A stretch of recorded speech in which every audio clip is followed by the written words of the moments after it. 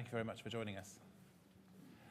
And very much a discussion, because I don't think any of you have a presentation, so this will hopefully be quite interesting. But Celia, I want to start with you, because Moonshot has a reputation for having been at the forefront of using technology to address radicalization for many years. What's changing? What's new?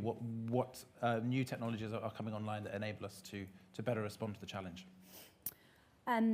When I was thinking about the kind of the focus of this panel, the word that I kept kind of tripping on was emerging, and this idea of kind of emerging technologies. And it was actually quite a nice reflection process, because what I ended up thinking is we've done loads, not just Moonshot, but we have done so much in the last few years in terms of actually grasping the opportunities of the technology that's out there in what we're building to counter radicalization efforts.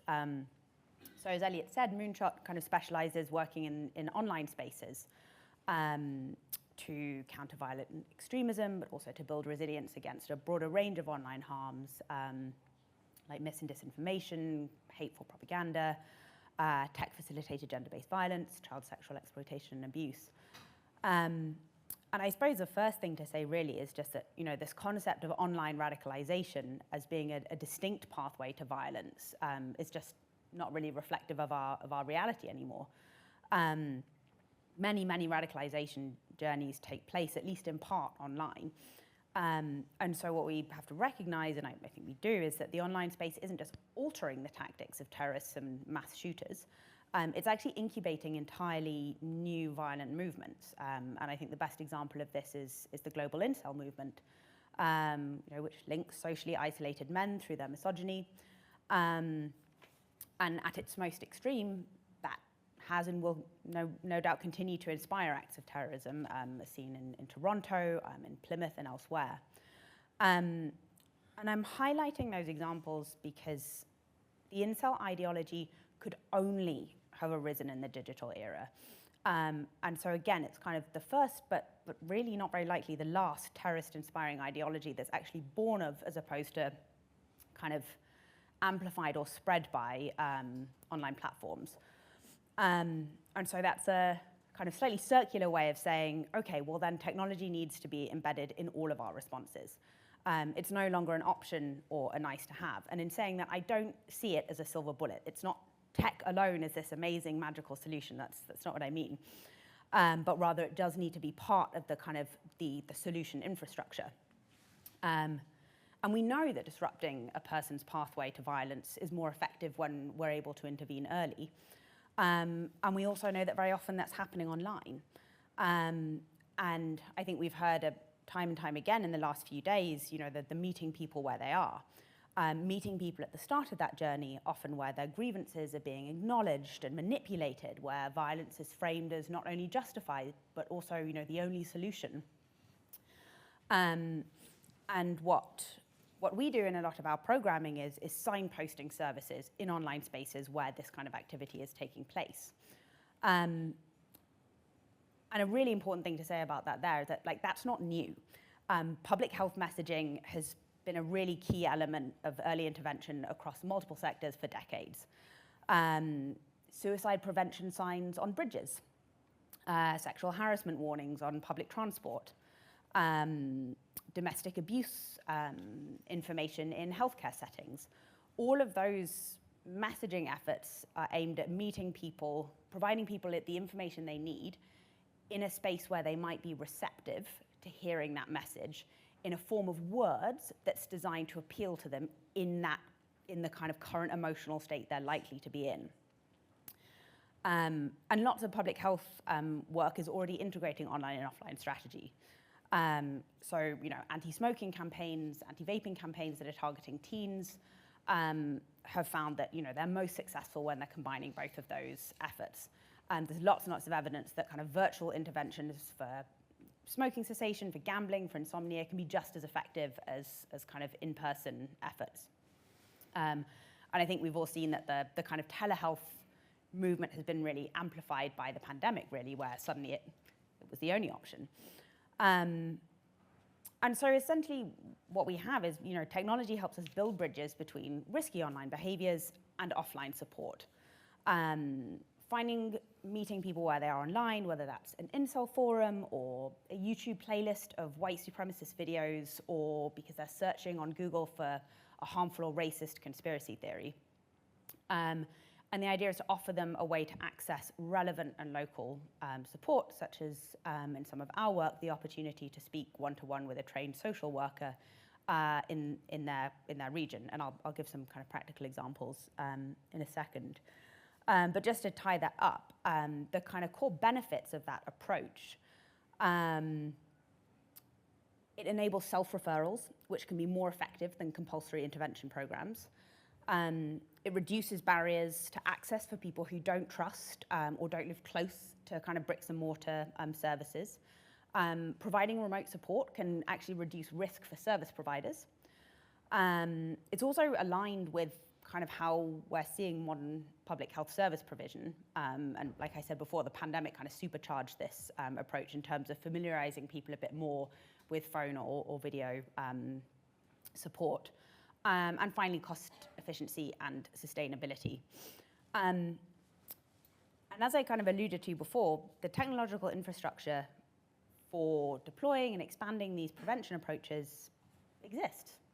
And it will continue to evolve in a way that's kind of at least cost efficient and kind of effective. So things like online advertising infrastructure allow us to focus resources on the digital platforms and spaces where we know that exposure to radicalization and violence is taking place. And we can use that to bring targeted support to those individuals in the environments where they're vulnerable. And so as an example of how this works in practice, so Moonshot has a multi-year violence prevention program in Canada in partnership with 4 local violence prevention organizations. And we run online campaigns across YouTube, Google search, and a couple of niche platforms. And those ads that we run, targeting people who are looking for violent far-right and incel content, offer free, confidential, and anonymous psychosocial support. And through those partnerships with those interventions providers, on clicking through those ads, people can end up in a one-to-one conversation with a trained intervention provider kind of in their province. What's important to note is all of those providers have a real depth of experience with violence prevention and risk, and so are very well versed in things like mandated reporting and risk escalation and so on. But at this point, dozens of individuals have self-referred, and some of those people have engaged in really long-term and sustained counselling, and subsequently been referred onwards to kind of other services like job support, housing, and so on. And so I'll just finish up, I guess, by saying, I've talked a lot about this kind of slightly more downstream approach, really attempting to reach people who are very actively engaging or seeking violent extremist content. But I wanted to just touch on a couple of examples that a little bit more upstream, just to illustrate the sort of scalability. And I think a useful example in this context is technology-facilitated gender-based violence, so online harassment, online abuse. So in Kenya and Guatemala, we've been running campaigns, 2 types of campaigns. One, to raise awareness of tech-facilitated GBV among the wider public with the goal of kind of disrupting norms, kind of wider resilience-building effort.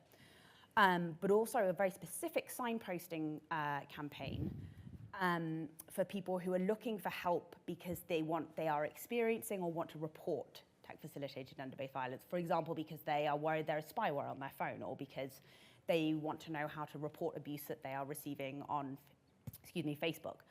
On those signposting campaigns, we've seen some of the highest rates of engagement that I've ever seen on our campaigns. So kind of more than 15 people who see the ad actually click through, which anyone who's run campaigns is, it's relatively high. I've almost certainly gone over time, so I will just kind of cut myself off there, finish by reiterating the point in saying that, when we talk about emerging efforts, we're maybe not doing ourselves justice in terms of what we've all achieved over the last decade. And I actually maybe see that as part of the challenge going forward, is presenting tech-enabled solutions as a core embedded part of violence prevention, as opposed to a kind of optional add-on. And I'll stop there. Thanks. Elliot. No, very good. The core embedded part thing is interesting again, because that resonates with what we were hearing earlier about Stratcom in general, in that it becomes sort of an afterthought, and tech is sort of a bolt-on, but that is no longer optional. Jonathan, you're looking for VPN of scaling your work, and VPN is quite, the more famous part of your work is very one-on-one individual engagement. And so how do you take something that has been quite personal, quite individual, quite real world, and scale it in a digital space? Oh, good question. Thanks, Elliot. So for those that don't know, Violence Prevention Network is chiefly a Germany-based organization. We work in tertiary prevention, so we do disengagement, de-radicalization, rehabilitation, principally in Germany's prisons. We take about 25% of Germany's terrorism-connected offenders. So our current caseload's about 100, let's say. And we work with them in the 3 years pre-release top-level metric to reduce their risk of reoffending. So we bring recidivism down from high 40s down to teens, percentage-wise. And we've been doing this for 20 years. We work in 8 of the Germany states. And we've worked very closely with the security authorities and the successive federal governments to make sure that civil society organizations like VPN can do this Germany-wide at scale. What we hear quite regularly from the security authorities, to Celia's point, is that they think that there's a gap. While there's huge infrastructure and loads of investment in institutions to make sure that frontline professionals can make referrals to services like ours offline, and that prison officers who we train can make referrals when they spot the signs of radicalization, and that judges can include organizations like ours in sentencing notes to make sure that support from us is mandated. Online, that does not exist. There is no coherent network of bystanders. There's nobody spotting the signs of radicalization at scale. We don't get any online to offline referrals at the moment.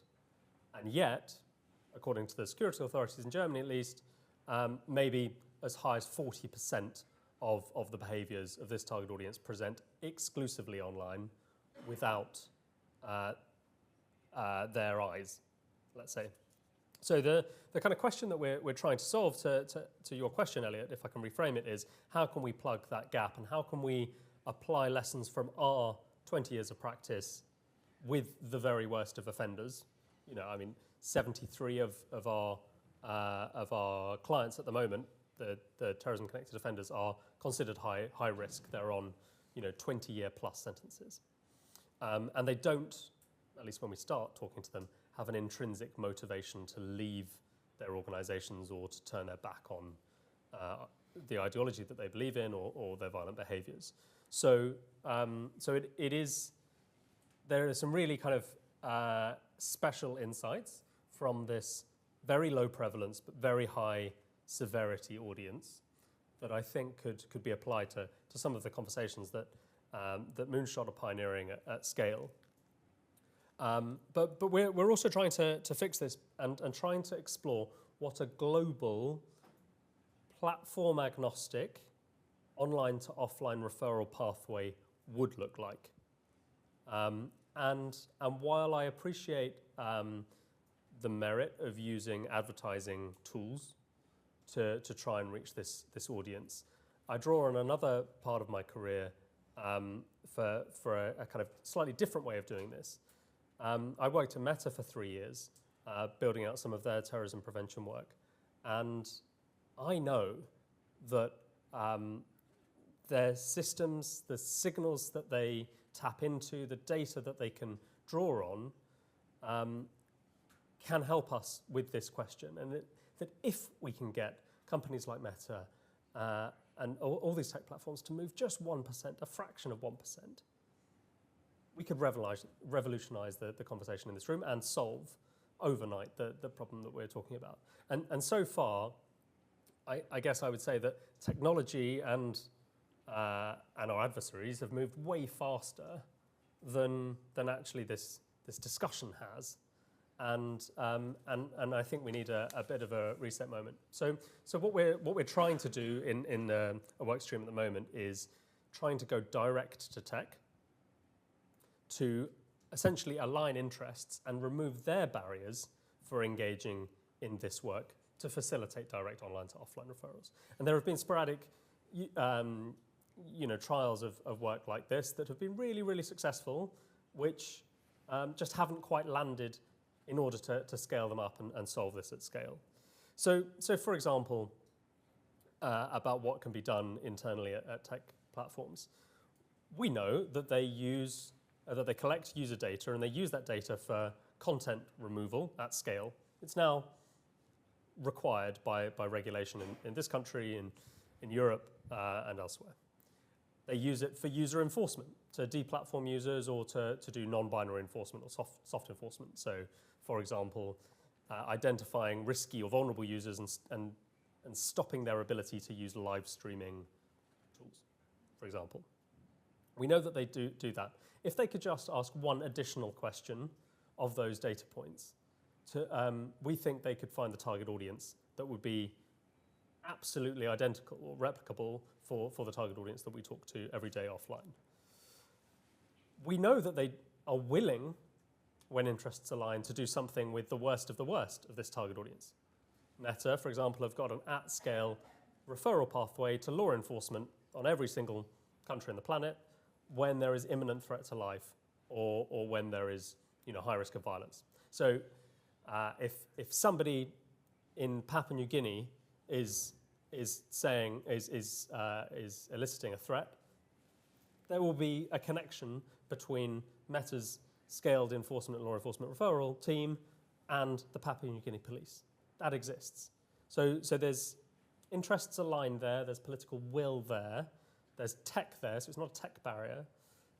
The question is, just south of that, if we lower the threshold to people that we know that a lot of the researchers in this room can analyze and can identify as the target audience for prevention programming,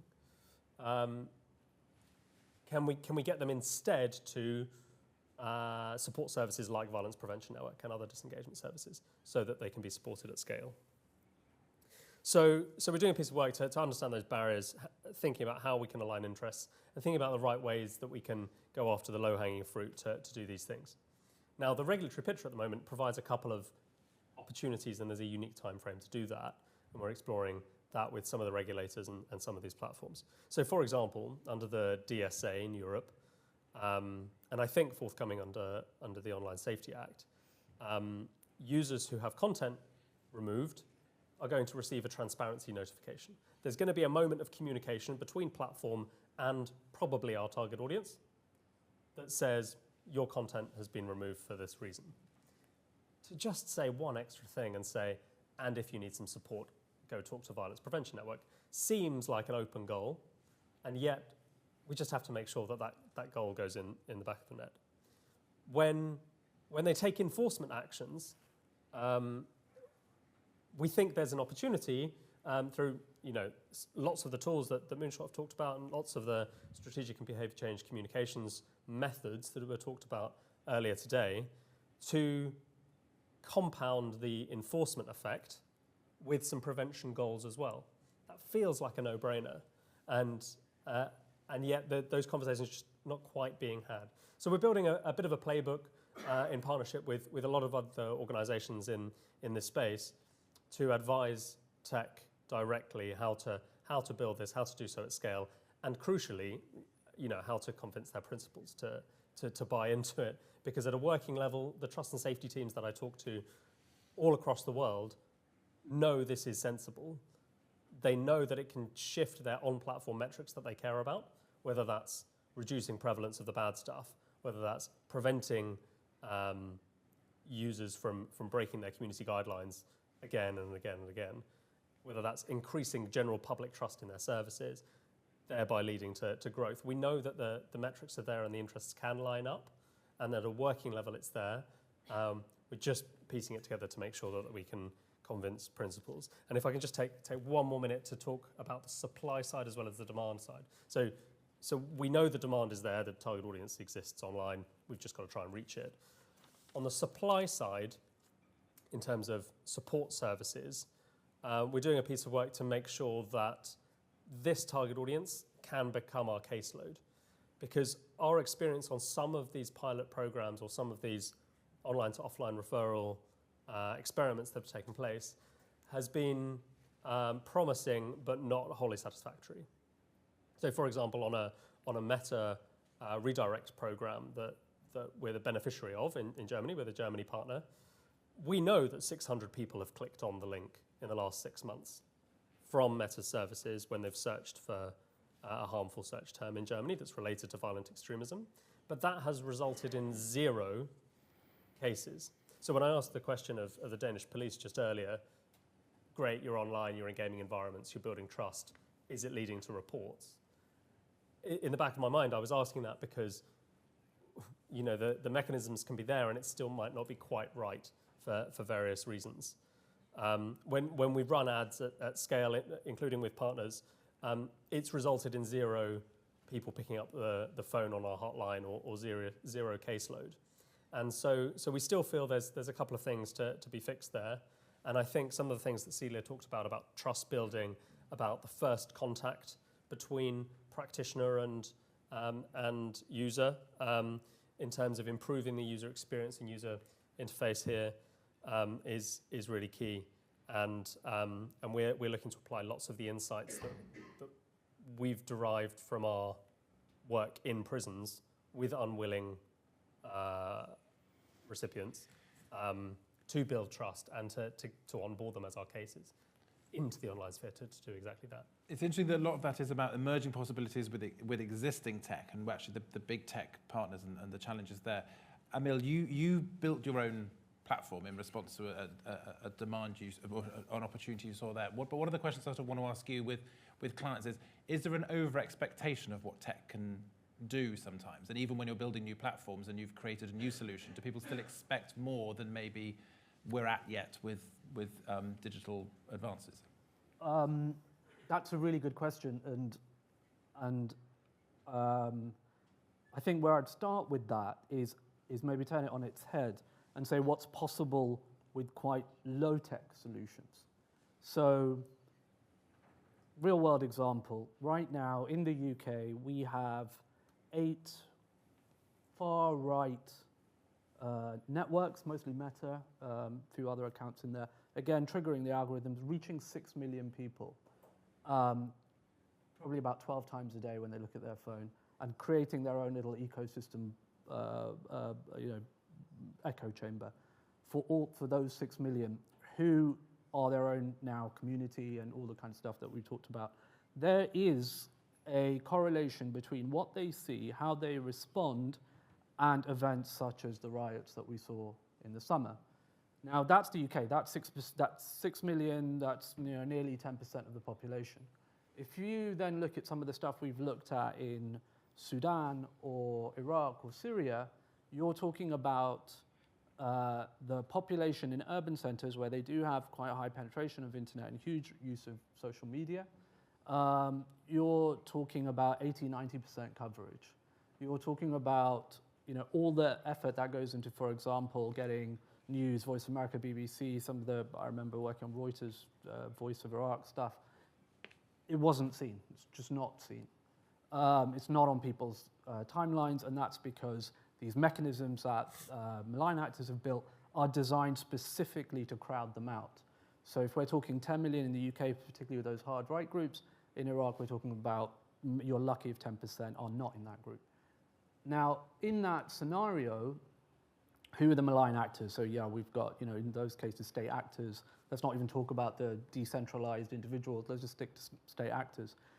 They are not doing psychosocial mapping. They are doing a version of it, A/B testing, on those networks. And that's very low-tech solutions. You can go on YouTube and see influencers which will tell you how to do that in the context of ads and advertising and low-cost advertising. And all that's happened is this cottage industry, this decentralized cottage industry of young men mostly trying to figure out how to make money. And if they're not doing it for themselves, they are selling themselves as a service to malign actors, whoever they may be, and saying, I can do this, we know how to do this. There is a methodology out there. You can go and you can find it without too much trouble. You can pay $10 online and get it fed to you. And that is all done on a pretty low-tech basis. So there is a bit of a risk that we as practitioners think high-tech is the way to go. The more troublesome the problem, the higher tech we go, the more we'll get a solution to it. And it sounds kind of counterintuitive to me because we spend all our time thinking about large parameter models to extract narratives and stuff like that. But that's essentially, the principle should be that you need to get the approach right. You need to understand the scenario. And there will be malign actors. They are insurgent actors, so by nature, they're looking at asymmetric forms of activity.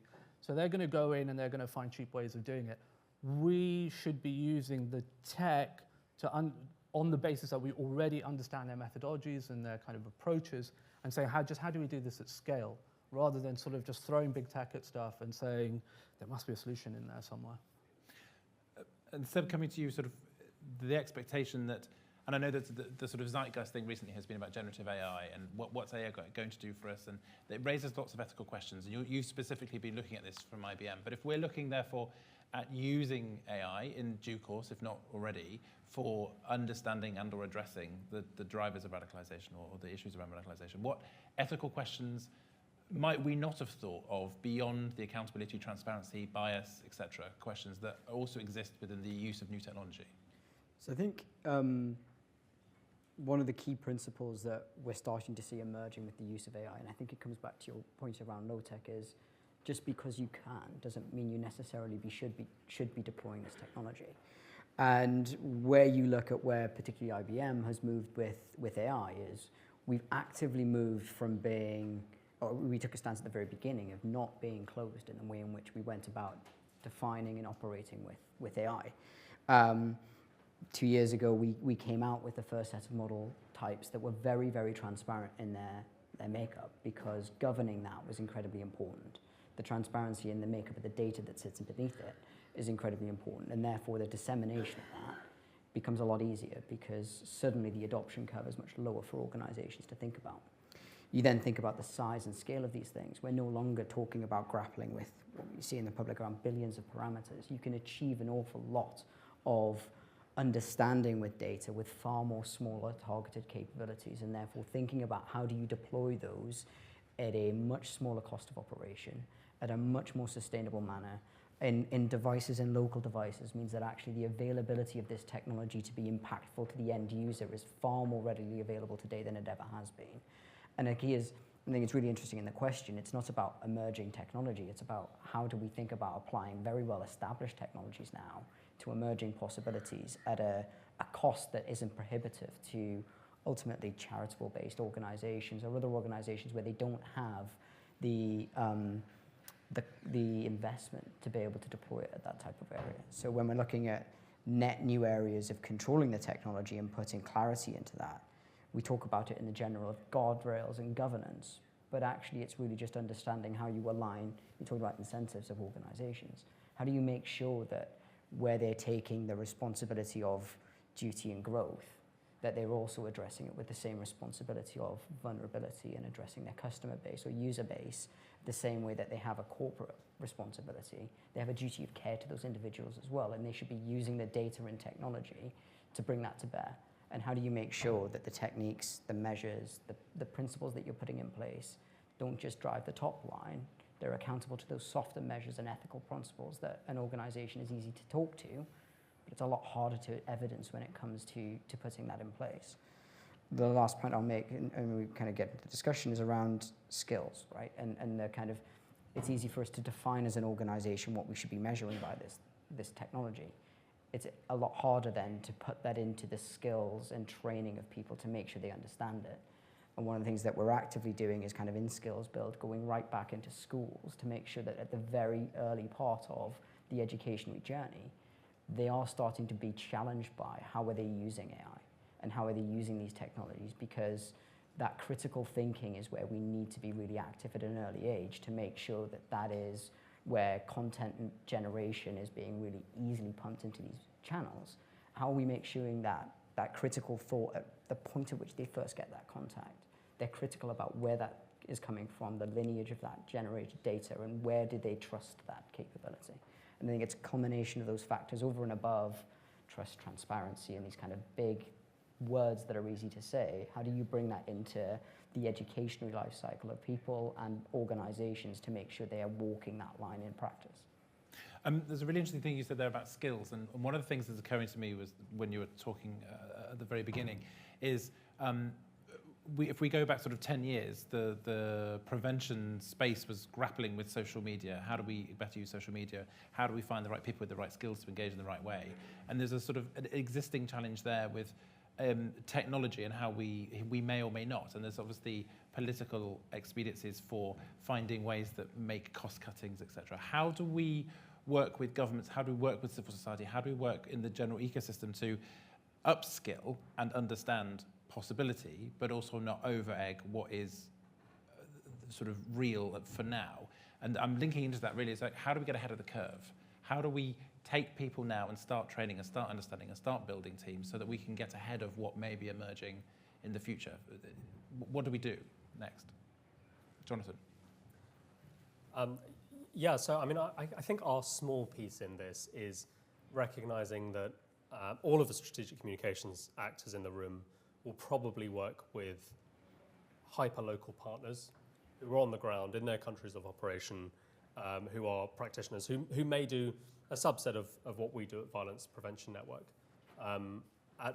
along the prevention journey. And so we've launched Index, the International Network for Disengagement and Exit Practitioners, as a professional association to enable practitioner-to-practitioner exchange and to try to understand the common challenges that tertiary prevention practitioners face in this world. Now, we've surveyed over 100 of them from 30 different countries over the last couple of months, and access to technology and basic technology skills is something that comes up time and time again. All of them share my frustration that they're not receiving online to offline referrals. And one of the drivers for what I talked about just earlier is building this for Violence Prevention Network, but in a way that can scale to all of Index members. And at some point, we recognize that we'll probably have to either share and train that methodology, or centralize it and then run some sort of triage, matching and distribution service to make sure that that cases as they manifest online, where there are no borders, can get to that hyperlocal practitioner base. Any other thoughts? I can, maybe build on the point about kind of local prevention providers. We work with organizations around the world, and typically what we see is, you might have, Canada's actually pretty exceptional in having had a number of organizations that were already specialized in working with people engaging with violent extremism. That's not that common, but what every country has is organizations and practitioners that are specialized in dealing with violence, whether that's from domestic abuse perspective, gang violence, youth violence, substance abuse programs. And so a lot of our training ends up being about translating those skills around mandated reporting, around risk assessment, around structured professional judgment assessments, motivational interviewing, to the kind of violent extremist environment. And kind of to Jonathan's point, that peer-to-peer engagement is so fundamental. So we actually lean a lot on, kind of long-standing partners to have conversations with newer partners to say, like, yes, we did not think this would work. We thought this was a really stupid idea, and it works, and it's safe, and I don't feel threatened, having a conversation on my work WhatsApp with someone who is intimating they're planning a terrorist attack. But that is a journey of trust and skills building. And I've taken it a little bit more on the kind of the violence prevention skills rather than the technology skills, but those tend to vary quite widely. But it's coming back to what you're saying there about the building the capability and the sort of partners and building out. And it comes also to sort of things we've heard throughout, and I think your colleague at IBM mentioned this, Seb, is that you had to build a consortium of different partners to build the ethics platform that we looked at earlier. My question really is, if we have people on the prevention side who don't know the art of the possible with new technology, how can we work with you better to explore what is possible in terms of putting platforms and tools in place in the future? So what we've set up and pioneered alongside a number of corporations is this capability called the Open and the AI Alliance. So this works with charity organizations, research organizations, and academia around the world to look at how do we make sure and maintain progression in technology is available to those organizations, and actually where a combination of those come together to solve a problem, because in and of themselves, they don't either have the remit, the reach, the capital, or the skills to be able to do it. And it's that building out of the community globally that is how we see the dissemination and availability of things like artificial intelligence being accessible to communities and networks that otherwise can't get a hold of them, or joining parties that are doing very similar things in different parts of the world and saying, actually, if we were to be able to use the data that we're deriving from here, given the supply chain, and you look at the ethics platform that Phil talked through, actually it was a secondary nature of that platform that led to the way in which it was being applied for identifying issues in supply chain.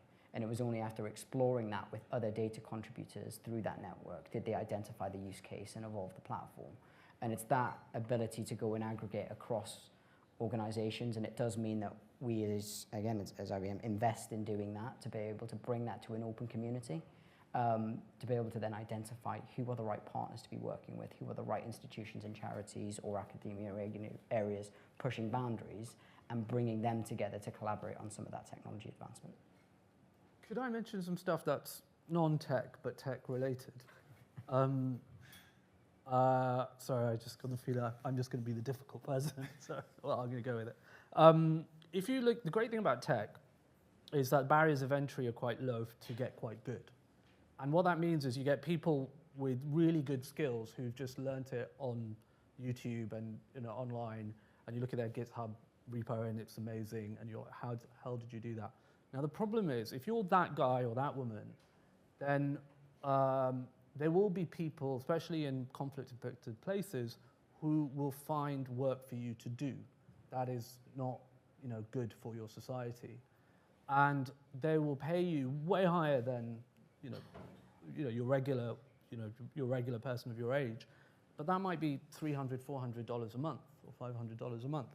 So those guys are getting bought in, and whenever we do sort of mapping, we can look at even how much does it cost to run, malign actors networks that cover 90% of the population. Like, we can do that. And one of the factors we look at is the cost per person in the different jobs that they do. So that tech capability, I would, if it was up to me, keep them away from those actors. And you can, there's and that in the world of development and aid, that is a thing, it's cash for work schemes. But then there comes a second question when you do that, which is if you get them and you put them to work, if they're sort of comms, techs people in governmental, UK, US, whatever, communications systems, then you get the whole issue of what they can say and can't say, and their comms doesn't look as good, and people don't believe it. Everybody's like, this is a UK thing, we're not interested. In that case, I would just pay them to stay at home. I'd pay them to do more, or I'd send them, on funded MA courses or something like that. Because ultimately, the negative impact on their society will be less at a lower cost. So there's a broader ecosystem challenge in there and they're all interconnected. It's difficult to take one out. They live within each other. Any questions from the audience for our panelists? It's late on a Friday, slow afternoon. So I'm going to continue in. If we're looking, I want to come back to the ethical piece, and one of the things that has been discussed amongst those of us who look at the impacts of our actions. And when we take actions as governments or as organizations, and they have impacts, and there are positives and negatives of that. And we talk a lot about how takedown and content moderation online has removed violent material from the online space. But what we don't talk about is the impact that has on the people behind it. So those people who've had their content removed, are they de-radicalized? Are they still? And it comes to what you're saying of how do we offline them back? My question is, what we talked, if you were here on day 2, there were conversations about some of the geopolitical and wider tech challenges that are emerging. What things ought we be worried about next that become drivers for radicalization as technology is more embedded in our lives, as we see more automation of services, as we see more synthetic media? What are the detrimental sort of impacts of that, and what should we be looking out for? As much as the possibilities then, what are these bits that we might have missed? I can maybe start. I mean, I think degradation of trust, right? If we have more synthetic media, people will trust things in general less, and then outreach, the sort of outreach that, you know, the digital outreach that we do, that our partners do, that VPN's looking at, that's just going to become harder because the barrier for trust is just going to be kind of inherently quite a lot higher. So that's a big starting point, but I feel like that to me feels like the biggest. And that's big and scary. So what are the tech possibilities we have that counter that? So one of the challenges we have is erosion of trust, but how can we be looking at technology and technological support of engaging people, of communicating that can overcome that? Do you see possibilities there? Yeah, for sure. I mean, when we design our messaging, you know, it's based on underlying grievances. It's based on messaging that we've tested in the past. It's developed with local partners, with the clinical psychologists on our team. And we test and we iterate. And that has to remain a core part of it. You know, it's not the kind of, tech is a silver bullet, so we just get the message out there and like hope that someone bites. It's very, very, very careful and very intentional, and it is based on the person behind the content. You know, to your point, what happens when that content gets taken down? What happens to that person? So I think it will be. I suspect we will, and I think this is a really good thing, have to see a lot more multidisciplinary efforts in terms of designing that kind of messaging. And I was thinking kind of, preparing for this just about that. You know, we often talk about scaling and personalization almost as if they're mutually exclusive. And I don't think they are. I think they're just like different. They're a pipeline and they occur at different phases. Well, it's actually going to come to Amil next, because your platform you talked us through earlier looked at the sort of the comms and the way that can be abused to erode trust and change perceptions and what have you. How do we put in defensive responses to that with the possibilities of tech offers us? Seeing it straight away. So we do quite a bit of advisory work. I just mean we have chats with people about this stuff quite a bit, and they'll say we're a two-person team, and we can't use your software for whatever reason, and it could just be on our side because it's not scanning a whole country, for example. And they'll say, what else can we do? And we'll say, well, you can't, as long as you can find a way, and there are ways of finding out what narratives are going out that are real and getting people, then you can you can respond accordingly. And I think the best example, the one that comes to mind, is in Sudan. We were seeing the military using unattributed pages to put out messaging that the pro-democracy activists were all corrupt. And we could see that going out, and if you can see it and you can see how real people are reacting, then you could see that the real people were saying, but you guys were more corrupt. And that should be your two-man team's response strategy, is to know that. So I would say, of course, you can look at what we do, and you can have the tech, and you can ask the chatbot to formulate responses, and that's really, really useful. But if you're that two-person team in a small, isolated office, the principle still counts. And there's a follow-up question there with just the sort of the platform helps you with guide with advice and what have you. It sort of makes suggestions. Do we then become over-reliant on that? Or is it because it's a small team and they are therefore reliant on it, or is it guiding principles? How do they play between taking something from the machine, for want of a word, and go, yes, that's right?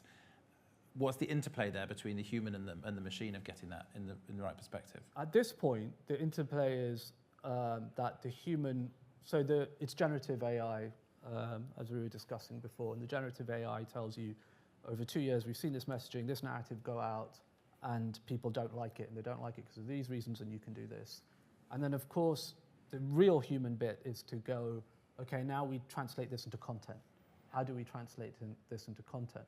So really, you know, this conversation about using AI to augment or empower people to do what they need to do, rather than just bring lists together and look at and do sort of just work, busy work, rather than proper work. So it should do that. It should give you the narratives that you give to a content agency, and the content agency goes with it. But then the key thing after that is then you need to be able to see if those narratives are working. and then refine and keep going. And our tool will do that. And there's one of the tiles will show you the narratives, and if it hasn't worked, then you know, and then you do something about it. But essentially, that was my point before, is that bad guys are doing that. They're just doing it. It's a sophisticated way of thinking, but it's not necessarily technologically sophisticated. So they're just doing it with $5 software that's bought on the dark web. I was going to just on the point around trust, I think it's really important about like some of the lineage of what the data and capability is creating. And we saw it earlier with the demo from faculty and kind of linking out to where that sources are coming from. You can then actually create that as a score almost. So it's not just giving you the information and the lineage of where you got the data from. You can actually start giving scores and try to create an objective measure of what trust is. So if you can create definitions and score that, suddenly you could start seeing how content being created could be scored and give the user an opportunity to actually critically assess and say, actually, I am. It creates a little bit of a liability on some of these platforms to do that, but they've got that responsibility. So I think it's going that next layer in terms of taking trust and thinking about how do you represent that objectively, which is always a very difficult thing to try and achieve. But if you can start to get that on some of the platforms, then suddenly you can quantify that and you can create the controls around how you infer trust from that capability. Jonathan? And, I mean, just quickly, I think it is worth thinking about the second order consequences of any of these actions on the target population being violent extremists. Our friends at faculty will probably be able to tell us more precisely, but we know that pretty consistently martyrdom has been a key theme of Islamist extremists within this. And what we've seen is that they've kind of broadened that no longer just means targeted killing causing martyrdom, but prison as a mode for martyrdom, and increasingly removal from tech platforms as martyrdom. And that's mirrored on the far right side, where their martyrdom theme, if you like, is you're taking away my free speech. It's ostensibly the same kind of broad martyrdom narrative.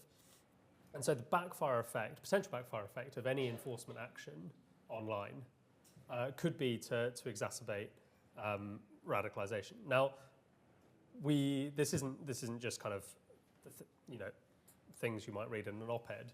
We know from the strategic network disruptions that Meta ran a couple of years ago and that are published in academic articles.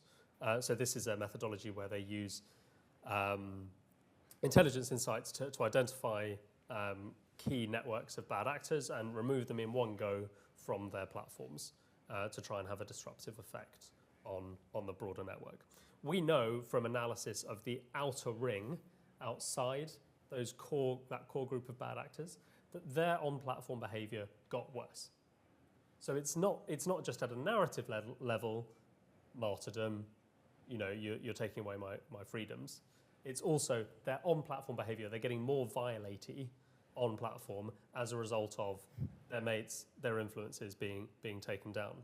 So that's where everybody in the room should be jumping and saying, well, you should just use communications at the same time as you use enforcement. If you tie together prevention and enforcement as goals, you can mitigate that backfire effect, and you can actually do some positive in the world. And I think, now at a macro level, when Julia talked earlier about, I think she called it ASSAGE, anti-system and anti-government extremism. I've previously heard it as slightly more delicate agave, anti-government and anti-authority violent extremism. Arguably, that is a cyclical wave response to this room getting better at enforcement and prevention, or getting better at countering violent extremism. So now at a macro level, the pushback is against the people doing the prevention at whatever level. And the way we see that manifest is in anti-corporate rhetoric, which inevitably turns anti-Semitic when you think about the religion or cultural identity of some of the C-suite of these companies. And so, it's worth tying it all together if we can, Elliot. Just last check, there's no questions from the floor, because I've got... there we go.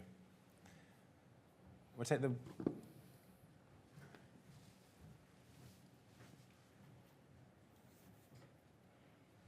Thank you.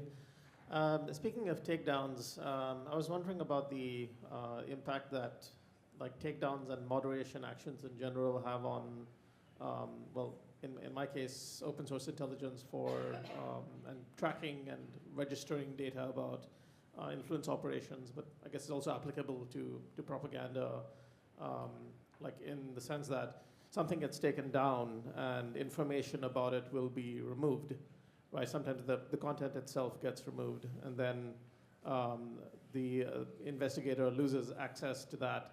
So, but sometimes also something about the content doesn't get shown unless it's Facebook ads, for example, right? Like they're only archived if they're tagged as like political or if they fall under certain jurisdictions and so on.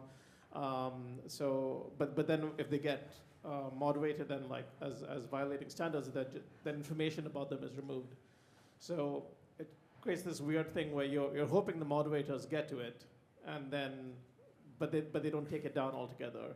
So I'm just wondering about like this ephemeral nature of like information as it goes through the moderation cycle, and how do we I don't know, so like what kind of infrastructure can we hope to have to capture like that all the information through that whole process and ensure that none of it gets swept under the rug by moderators, but also but also that it reaches moderators and gets removed eventually.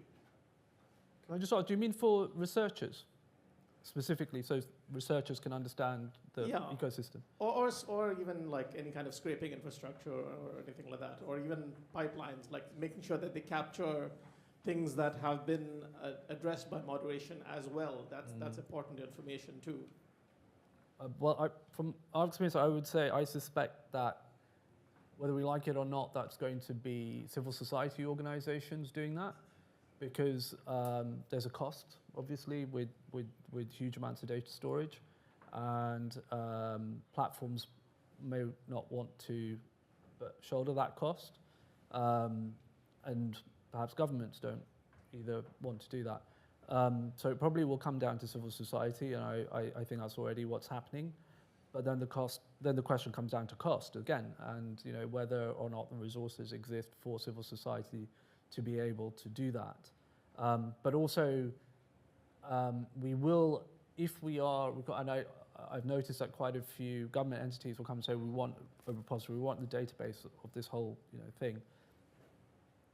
Unless, as we saw with faculty, you're using that to extract findings that you can use proactively, it's always going to be a little bit of an academic exercise, I feel, where you find out what happened, say, oh, look what happened, and we published a report. We do that, it's a good thing to do, but it hardly ever translates into proactive steps. So I would just caution about also figuring out how we do that.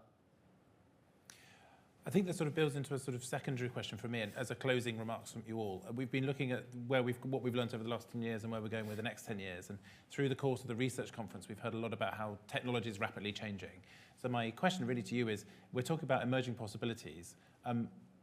Project us forward 10 years. What do you think are the emerging possibilities that we should be watching out for, or possibly even grasping? And just very quickly, in maybe a minute each, just sort of say, what are you excited about in terms of tech possibilities for helping us address this challenge in the next 10 years? Celia.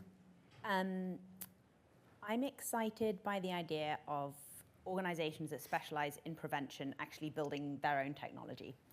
We're relatively rare in doing that, but I think it's becoming a lot more common, and I think that's brilliant.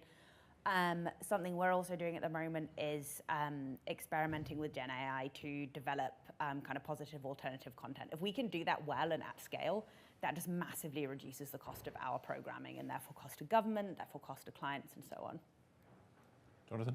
Well, for me, I think it's taken 10 years for us to get to where we are now on the regulatory landscape in Europe and globally, where content moderation is a must-have. And we've seen tech companies shift from building to buying products to help them be compliant with that. I would love that over the next 10 years we can have a comparable arc where it's not just about content moderation, but it's about user-oriented prevention, fully integrated in their tech, that is that is precise, is global and scaled, and can really turn a tide on this problem? I think where we're heading is two key factors will determine where we end up, and that is micro-targeting and Gen AI. And I can see a theme here, and they go together because you can micro-target people on an individual basis at scale and create the content per person that you need to do that with Gen AI. And I can see a theme, and with, as Celia said, we also are thinking about Gen AI and how we would generate content from what our tool at the moment can do. The next obvious step is digital content itself. And the reason why it always sort of it terrifies me, and I'm excited about it at the same time, is that I know other people will use it for really bad things. I feel that we should also be using it for good things, and it's inevitable that we will have it. So, the pick. I'm going to choose something in terms of concepts or areas that I think will, if we accelerate 10 years, is worth now starting to be aware of, and it's the impact that quantum is going to have on technology. And probably another conference in its own right to start thinking about that, right? But perhaps 5-6 years ago, we'd have been talking in a research lab about this transformer methodology of AI. 5 years later, it's there. A lot of research organizations are now predicting the general availability of quantum computing and what that's going to mean for cybersecurity and security of our data and the ramifications, right? I think if we think about 10 years' time, we're past that general availability date. And I think that will be the area where in a decade's time, they will be sat here talking about how do we make sure that we're bringing in and embracing that emerging technology in the same way that AI has become second nature to the way in which we operate. I want to thank you all for joining us today. It's an interesting topic, sort of it's challenging us that there's emerging possibilities from what we already have, as well as some of the exciting things to come along in the future. Thank you very much for prompting our thinking on that.